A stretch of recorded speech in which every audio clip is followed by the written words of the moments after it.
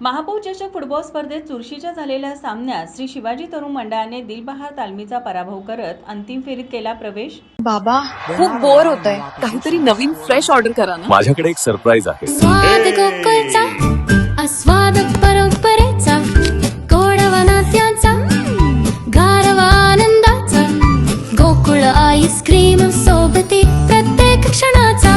Gokul ice cream. Kolhapur महानगरपालिका आयोजित महापौर चषक फुटबॉल स्पर्धेतील आज दुसरा उपांत्य सामना दिलबहार तालीम मंडळ विरुद्ध श्री शिवाजी तरुण मंडळ यांच्यात झाला. पूर्वार्धात सुरुवातीपासूनच दोन्ही संघांकडून जोरदार चढाया करण्यात आल्या. सामन्याच्या 14व्या मिनिटाला श्री शिवाजी संघाच्या सिद्धेश साळुंखेच्या पासवर करण चव्हाण बंद्रे यांनी गोल करत संघास 1-0 गोलची आघाडी मिळवून दिली.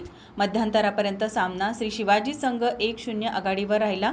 उत्तरार्धात गोलची परतफेड करण्यासाठी दिलबहार संघाकडून आक्रमक खेळ करण्यात आला, मात्र त्यांना यश आलं नाही. सामन्याच्या 45व्या मिनिटाला श्री शिवाजी संघाच्या करण चव्हाण बंद्रेच्या पासवर संकेत साळुंखे यांनी गोल करत श्री शिवाजी संघ 2-0 गोलने आघाडीवर राहिला.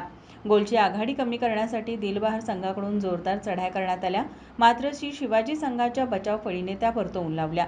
सामन्याचे काही मिनिट शिल्लक असताना श्री शिवाजी संघाच्या हर्ष जरगच्या पासवर संकेत जरग यांनी गोल करत श्री शिवाजी संघाने 3-0 गोलने भक्कम आघाडी घेतली. संपूर्ण वेळ दिलबहार संघास गोल करता न आल्याने श्री शिवाजी तरुण मंडळाने हा सामना 3-0 गोलने दिलबहार तालीम मंडळाचा पराभव करत अंतिम फेरीत प्रवेश केला. श्री शिवाजी संघाकडून करण चव्हाण बंद्रे, हर्ष जरग, सिद्धेश साळुंखे, दर्शन पाटील, संकेत जरग यांनी तर दिलबहार संघाकडून फेबिन थंगनेल, सुमित घाडगे, स्वयं साळुंखे यांनी उत्कृष्ट खेळ केला.